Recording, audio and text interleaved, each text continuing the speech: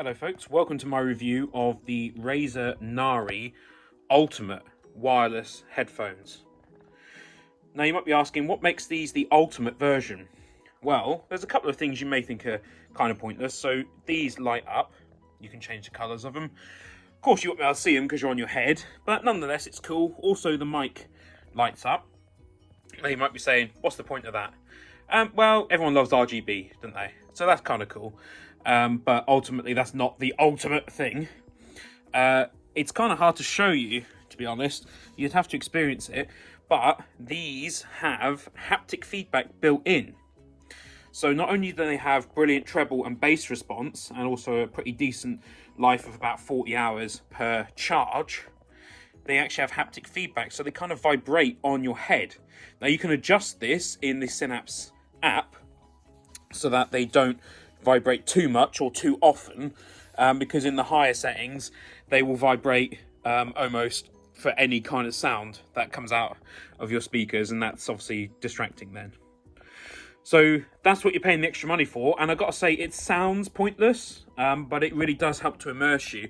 For example, playing Doom 2016, it's actually kind of every time you fire your shotgun you get this kick through the headphones, and it's kind of like using a DualShock controller or an Xbox One controller or something with the vibrations, and it does kind of add to it. So that's what you're paying the extra money for. Up to you whether it's worth it or not. They do 3 versions of this. Now I got these cheap from studentcomputers.co.uk, so I paid £82, and these would usually go for probably £200, maybe a little bit less. But for me, getting it at that price made it really worthwhile. So let's talk about connectivity. You can use a little headphone jack here, and you can then connect it up to pretty much anything, except modern phones, of course. You've got your power button, which also doubles as a Bluetooth pairing button if you hold it down. You can adjust the difference here with this toggle between using it as a headset for gaming and using it to talk with. You can turn the Microsoft off with this button. Now, I've put this in here. This is a wireless charging connector. I've heard faults with these where the micro USB connector can actually break on the inside, requiring soldering, and it's not something I'm particularly adept with. So I've put that in there, and it reduces the stress on the port and should hopefully stop that from failing. You've got your volume controls there, and in here, this I think is pretty cool. I probably won't use it very much, but it's very good if you're taking these around places. You have your dongle, because it's not Bluetooth, these are actually wireless, 2.4 gigahertz wireless. You have your dongle, and you can pop it back in. If I can get it to go back in now. Of course, now it won't go back in, will it? There we go. Pop it back in, job done. Another cool feature with these, as with a lot of Razer's headsets, is the cooling gel in here. Now, it's not true cooling gel, they call it cooling gel.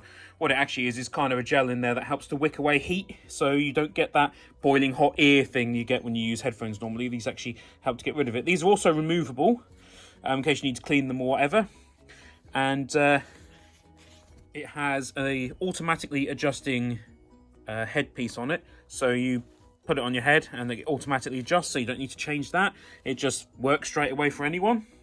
They got a pretty decent metal and plastic build to them. Overall, from what I've used of them, I would say they're excellent. Now, I can't comment too much on longevity or battery life, but they are pretty easy to get into if you have to change things like batteries, because you can just change it, but doing things like soldering is not so easy.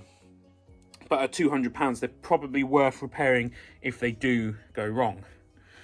The software that drives them is pretty excellent. It uses minimal amount of resources on your system, and it gives you plenty of options of changing the treble, changing the microphone settings, voice clarity, all that type of thing. Lots and lots of settings on there. Also, the Razer Synapse, you can have special THX enabled modes for certain games. For example, Doom Eternal has a special THX mode. Really makes a difference and works really well with the force feedback on these as well then. As you can see here, they can fold like this, so you can lay them flat, put them somewhere out the way for when you're not using them. And they are overall a definite buy rating from me.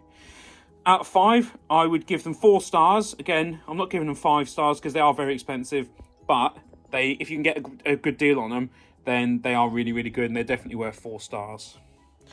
So that's my review of the Razer Nari Ultimate headset. I hope you've enjoyed watching it. If you have, please consider liking, commenting, subscribing, and sharing the video if you think anyone else would benefit from a review of this type. Have a good day.